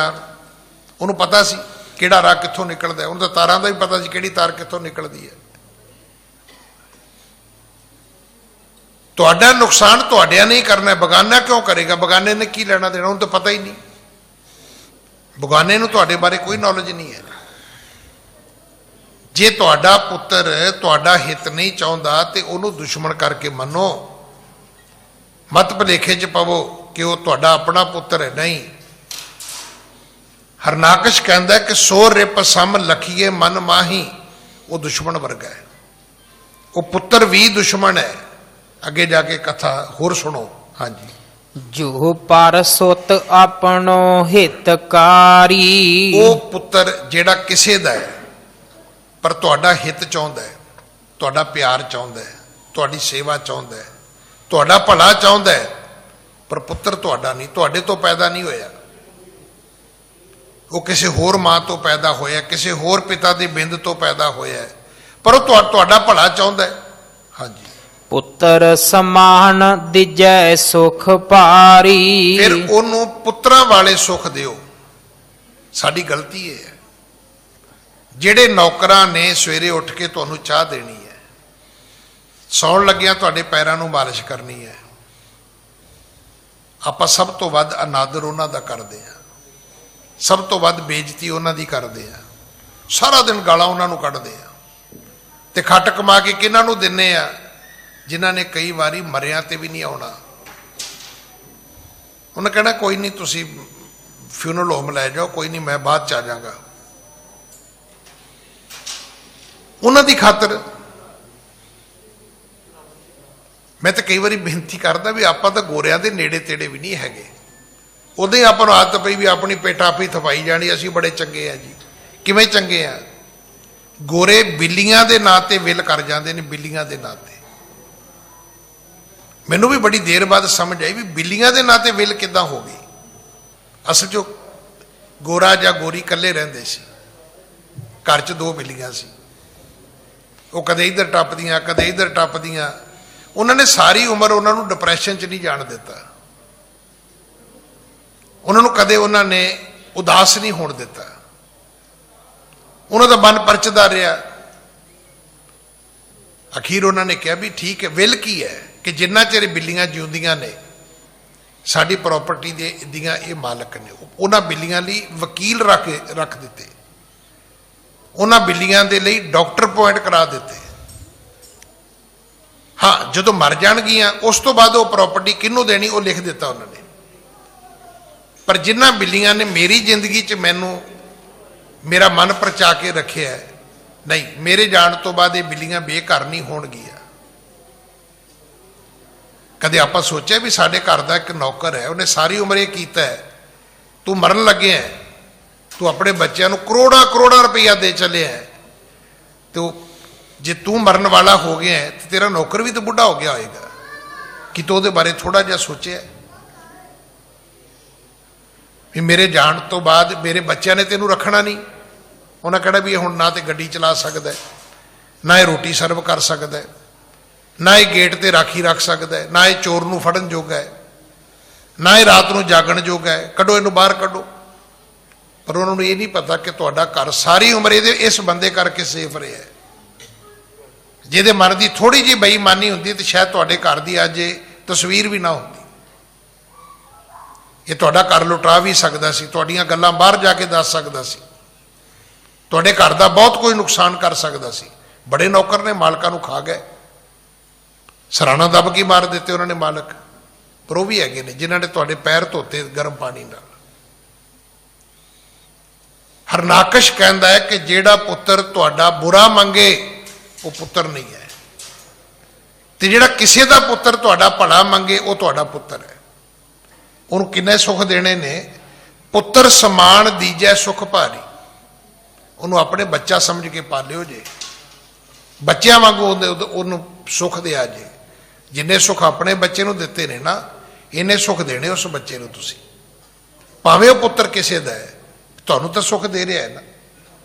ਤੇ ਜਿਹੜਾ ਤੁਹਾਨੂੰ ਸੁੱਖ ਹੀ ਨਹੀਂ ਦਿੰਦਾ ਉਹ ਤੁਹਾਡਾ ਆਪਣਾ ਪੁੱਤਰ ਵੀ ਕੀ ਕਰਨਾ ਹੈ। ਹਾਂਜੀ, ਇਸ ਪ੍ਰਕਾਰ ਸਮਝੋ ਮਨ ਮਾਹੀ, ਮਾਰੋ ਬੇਗ ਪੁੱਤਰ ਮਮ ਨਾਹੀ। ਇਸ ਕਰਕੇ ਹਰਨਾਕਸ਼ ਨੇ ਫੈਸਲਾ ਦੇ ਦਿੱਤਾ, ਇਹ ਹੁਣ ਮੇਰਾ ਪੁੱਤਰ ਨਹੀਂ। ਹਾਂ, ਇਹ ਠੀਕ ਹੈ ਕਿ ਇਹ ਫੈਸਲਾ ਤੁਹਾਡੇ ਵਿਵੇਕ ਤੇ ਨਿਰਭਰ ਕਰਦਾ ਹੈ। ਇਹ ਗੱਲ ਦੂਜੇ ਤੋਂ ਨਹੀਂ ਪੁੱਛਣ ਜਾਣੀ ਵੀ ਇਹ ਦੱਸੋ ਜੀ ਇਹ ਮੇਰਾ ਪੁੱਤਰ ਹੈ ਕਿ ਇਹ ਮੇਰਾ ਪੁੱਤਰ ਹੈ। ਨਹੀਂ, ਇਹ ਤੁਹਾਡਾ ਵਿਵੇਕ ਹੈ ਕਿ ਤੁਹਾਡਾ ਬੱਚਾ ਤੁਹਾਡੀ ਸੁੱਖ ਮੰਗਦਾ ਹੈ ਕਿ ਕੀ ਦੂਜੇ ਦਾ ਬੱਚਾ ਤੁਹਾਡੀ ਸੁੱਖ ਮੰਗਦਾ ਹੈ। ਅਗਰ ਦੂਜੇ ਦਾ ਬੱਚਾ ਤੁਹਾਡੀ ਸੇਵਾ ਕਰ ਰਿਹਾ ਤੇ ਉਹਦਾ ਮਤਲਬ ਤੁਹਾਡਾ ਪੁੱਤਰ ਹੈ। ਤੇ ਜੇ ਤੁਹਾਡਾ ਬੱਚਾ ਤੁਹਾਨੂੰ ਮਿਲਣ ਵੀ ਨਹੀਂ ਆ ਰਿਹਾ ਤੇ ਤੁਸੀਂ ਫਿਰ ਉਹਦੇ ਲਈ ਗਲੇਡੂ ਵਗਾਈ ਜਾਓ ਤੇ ਠੀਕ ਹੈ। ਇਹ ਤੁਹਾਡਾ ਆਪਣਾ ਵਿਵੇਕ ਹੈ ਭਾਈ, ਤੁਹਾਡੀ ਆਪਣੀ ਸਮਝ ਹੈ। ਕਹਿਣ ਲੱਗਾ ਮਾਰ ਦਿਓ ਇਸ ਨੂੰ, ਇਹ ਮੇਰੇ ਹਿੱਤ ਵਿੱਚ ਨਹੀਂ ਹੈ। ਹਾਂਜੀ, ਸੁਣੀ ਸੇਵਕਾਂ ਗਿਰਾ ਕਠੋਰਾ, ਦਾਨਵ ਉਠੇ ਭਿਆਨਕ ਕੋਰਾ। ਹਰਨਾਕਸ਼ ਦਾ ਹੁਕਮ ਸੁਣਿਆ ਗਿਆ, ਹੁਕਮ ਮੰਨਿਆ ਗਿਆ। ਹੁਣ ਉਹਦੇ ਜਿਹੜੇ ਨੌਕਰ ਚਾਕਰ ਨੇ, ਜਿਹੜੀ ਉਹਦੀ ਪੁਲਿਸ ਹੋਏਗੀ, ਜਿਹੜੀ ਉਹਦੀ ਫੌਜ ਹੋਏਗੀ, ਜਾਂ ਜਿਹੜੇ ਉਹਦੇ ਅੰਗ ਰੱਖਿਅਕ ਹੋਣਗੇ, ਬਾਡੀਗਾਰਡ ਹੋਣਗੇ, ਜਾਂ ਜਿਹੜੀ ਉਹਦੀ ਆਰਮੀ ਹੋਏਗੀ, ਪੁਲਿਸ ਹੋਏਗੀ, ਉੱਠ ਕੇ ਖੜੀ ਹੋ ਗਈ। ਹਾਂਜੀ, ਦੀਰਗ ਦਾਤ ਤ੍ਰਿਸ਼ੂਲੇ ਹਾਥਾ, ਤਾਂਬਰ ਬਰਨ ਬਿਥੁਰੇ ਕੱਚ ਮਾਥਾ। ਉਹਨਾਂ ਦੇ ਬਿਥਰੇ ਹੋਏ ਕੱਚ, ਇੱਥੇ ਕੱਚ ਤੋਂ ਭਾਵ ਹੈ ਵਾਲ, ਖਿੜੇ ਹੋਏ ਵਾਲ, ਸਰੀਰ ਤਾਂਬੇ ਵਰਗੇ। ਜਦੋਂ ਵੀ ਤੁਸੀਂ ਭੂਤ ਪ੍ਰੇਤ ਅੱਜ ਵੀ ਕਿਤੇ ਕਿਸੇ ਫਿਲਮ ਵਿੱਚ ਵੇਖੋਗੇ, ਡਰਾਮੇ ਵਿੱਚ ਵੇਖੋਗੇ, ਕਿਤਾਬ ਦੇ ਵਿੱਚ ਪੜ੍ਹੋਗੇ, ਕਿਸੇ ਤਸਵੀਰ ਵਿੱਚ ਤੁਸੀਂ ਉਹਨੂੰ ਵੇਖੋਗੇ, ਉਹਦਾ ਸਰੀਰ ਤਾਂਬੇ ਵਰਗਾ ਵਿਖਾਇਆ ਜਾਂਦਾ, ਕਾਲਾ ਨਹੀਂ ਵਿਖਾਇਆ ਜਾਂਦਾ। ਥੋੜਾ ਜਿਹਾ ਕਾਲੇ ਤੋਂ ਉਹਦਾ ਡਿਫਰੈਂਟ ਕਲਰ ਵਿਖਾਇਆ ਜਾਂਦਾ। ਤਾਂਬੇ ਵਰਗੇ ਇਹਨਾਂ ਦੇ ਸਰੀਰ, ਵੱਡੇ ਵੱਡੇ ਭਿਆਨਕ ਖੁੱਲੇ ਵਾਲ ਤੇ ਲੰਬੇ ਲੰਬੇ ਦੀਰਘ ਦਾਂਤ। ਇਹਨਾਂ ਰਾਖਸ਼ਾਂ ਦੇ ਬਾਰੇ ਜਦੋਂ ਵੀ ਮਨਾਓ ਤੇ ਇਹੀ ਹੈ ਕਿ ਉਹਨਾਂ ਦੇ ਦੰਦ ਬੜੇ ਲੰਬੇ ਹੁੰਦੇ ਨੇ। ਤਰਸ਼ੂਲਨ ਹੱਥ ਆ ਉਹਨਾਂ ਦੇ ਹੱਥ ਵਿੱਚ, ਜਿਹੜਾ ਹਥਿਆਰ ਹੈ ਉਹ ਤਰਸ਼ੂਲ ਸੀ। ਹਾਂਜੀ। ਧਰੋ ਧਰੋ ਮਾਰੋ ਕਹਿ ਡਾਟੇ, ਬੇਗ ਸਰੀਰ ਦੇਹੋ ਇਸ ਕਾਟੇ। ਬਸ ਕੀ ਸਾਰਿਆਂ ਨੇ ਕਹਿਣਾ ਸ਼ੁਰੂ ਕਰ ਦਿੱਤਾ। ਜਿਵੇਂ ਆਪ ਕਿਸੇ ਨੂੰ ਜਦੋਂ ਪਬਲਿਕ ਮਾਰਨ ਦੌੜਦੀ ਤੇ ਕੀ ਕਹਿੰਦੀ ਹੈ, ਮਾਰੋ, ਵੱਢ ਦਿਓ, ਬਚ ਕੇ ਨਾ ਜਾਏ, ਟੁਕੜੇ ਕਰ ਦਿਓ। ਉਹ ਸਾਰਾ ਕੁਝ ਇਹਨਾਂ ਨੇ ਵੀ ਬੋਲਿਆ। ਹੁਣ ਕਿੰਨੇ ਬੰਦੇ ਹੋਣਗੇ, 100 ਹੋਏਗਾ, 50 ਹੋਣਗੇ ਕਿ ਜ਼ਿਆਦਾ ਹੋਣਗੇ। ਉਹ ਕਹਿੰਦੇ ਕੀ ਨੇ, ਧਰੋ ਧਰੋ ਮਾਰੋ ਕਹਿ ਡਾਂਟੇ, ਬੇਗ ਸਰੀਰ ਦੇਹੋ ਇਸ ਕਾਟੇ। ਕੱਟ ਦਿਓ ਸਰੀਰ ਇਹਦਾ, ਟੁਕੜੇ ਕਰ ਦਿਓ ਇਹਦੇ। ਹਾਂਜੀ। ਏਕਹਿ ਬਾਹਰ ਸ਼ਸਤਰ ਸਭ ਡਾਰੇ, ਖੜਗ ਸ਼ਕਤ ਤੇ ਰਸੂਲੈ ਮਾਰੇ। ਉਹਨਾਂ ਨੇ ਤਲਵਾਰਾਂ ਵੀ ਮਾਰੀਆਂ, ਤਰਸ਼ੂਲ ਵੀ ਮਾਰੇ। ਇੱਕੋ ਵਾਰੀ ਸਾਰਿਆਂ ਨੇ ਇਸ ਬੱਚੇ ਦੇ ਉੱਤੇ ਵਾਰ ਕਰ ਦਿੱਤਾ, ਭਗਤ ਪ੍ਰਹਿਲਾਦ ਦੇ ਉੱਪਰ। ਹਾਂਜੀ। ਵਿਫਲ ਪ੍ਰਯਾਸ ਤਿਨੈ ਪ੍ਰਭ ਖੋਵਾ, ਰੋਮ ਨ ਏਕੈ ਬਾਕੋ ਹੋਵਾ। ਰੱਬ ਨੇ ਇਸ ਬੱਚੇ ਦੀ ਰੱਖਿਆ ਕੀਤੀ, ਇਹਦਾ ਤੇ ਵਾਲ ਵੀ ਵਿੰਗਾ ਨਾ ਹੋਇਆ।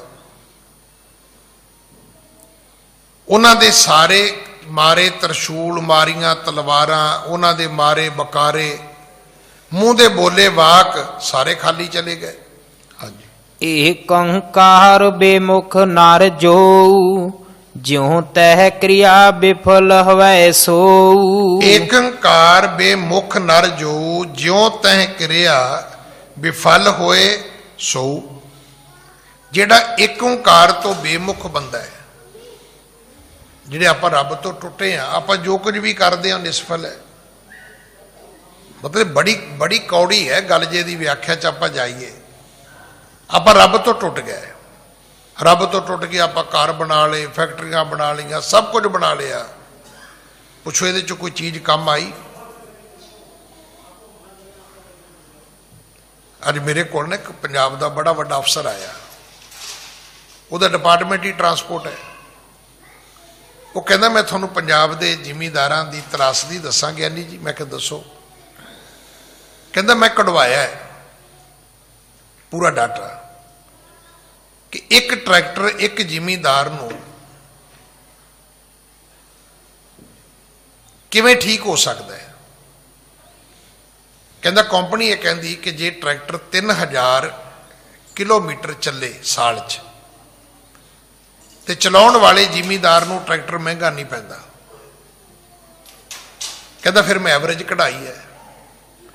ਕਹਿੰਦੇ ਐਵਰੇਜ ਇਹ ਹੈ ਕਿ 400-500 ਕਿਲੋਮੀਟਰ ਆਮ ਜ਼ਿਮੀਂਦਾਰ ਦਾ ਟਰੈਕਟਰ ਚੱਲਦਾ, ਬਾਕੀ ਕੱਪੜਾ ਪਾ ਕੇ ਉਹ ਖੜਾ ਰੱਖਦਾ, ਬਸ ਸ਼ਾਨ ਹੈ ਟਰੈਕਟਰ ਖੜਾ ਹੋਇਆ ਹੈ। ਹੁਣ ਕੁਛ ਟਾਈਮ ਤੋਂ ਬਾਅਦ ਉਹਦੀ ਵੈਲਿਊ ਖਤਮ ਹੋ ਜਾਣੀ ਹੈ। ਕਦੇ ਸੋਚਿਆ ਸੀ ਇਦਾਂ ਵੀ ਜੇ ਮੇਰੀ 3000 ਕਿਲੋਮੀਟਰ ਦੀ ਲੋਡ ਨਹੀਂ ਹੈ ਤੇ ਮੈਂ ਟਰੈਕਟਰ ਕਾਹਦੇ ਲਈ ਲੈ ਲਿਆ? ਅਗਰ ਮੈਂ 200-300 ਕਿਲੋਮੀਟਰ ਹੀ ਟਰੈਕਟਰ ਚਲਾਉਣਾ ਸੀ ਤੇ ਮੈਂ ਕਿਰਾਏ ਤੇ ਚਲਵਾ ਲੈਂਦਾ। ਉਹਦੀ ਡੈਪਰੀਸ਼ੀਏਸ਼ਨ ਆ, ਉਹਦੀ ਇੰਸ਼ੋਰੈਂਸ ਆ, ਉਹਦੇ ਬਾਕੀ ਖਰਚੇ ਨੇ। ਫਿਰ ਜਿਹੜਾ ਤੁਸੀਂ ਪੈਸਾ ਇਨਵੈਸਟ ਕੀਤਾ ਉਹਦਾ ਇੰਟਰਸਟ ਹੈ। ਕਹਿੰਦਾ ਕੁਝ ਨਹੀਂ ਹੋ ਸਕਦਾ ਕਿਉਂਕਿ ਸਾਰਾ ਕੀ ਹੈ, ਕਹਿੰਦਾ ਟਸ਼ਨ ਹੈ। ਲੋਕ ਟਸ਼ਨ ਤੇ ਖਰਚ ਕਰ ਰਹੇ ਨੇ। ਜਿਵੇਂ ਘਰ 'ਚ ਕਾਰ ਲੈ ਲਈ, ਪੁੱਛੋ ਵੀ ਆਉਣਾ ਜਾਣਾ ਕਿਤੇ? ਨਹੀਂ ਜੀ। ਮੈਂ ਪੰਜਾਬ 'ਚ ਬੜੇ ਲੋਕ ਵੇਖੇ ਨੇ। ਸਾਡੇ ਜੀ ਕਾਕੇ ਦੇ ਦਾਜ ਵਿੱਚ ਕਾਰ ਆ ਗਈ ਹੈ तो मैं तो हुण दिल्लीओं जाना, मैं दसदा हुंदा भी एक कार ते दाज विच आ गई, पेट्रोल कित्थों होना है? पाओगे 80 रुपये लीटर वाला, किन्ने पाउणा है? वो फिर 2-3 साल कार ते कपड़ा पिया रहिंदा है, तो जो 2-3 साल बाद वो वेचण जाते हैं। जो आई सी 8 लाख की कार आई जी दाज विच, तो जो 3-4 साल वेचण जाते हो 3 दी नहीं विकदी। फिर एक दूजे वाल वेखदे ने भी ये 5 लाख ते घर पिया ही रुड़ गया, साडा रुड़ गया।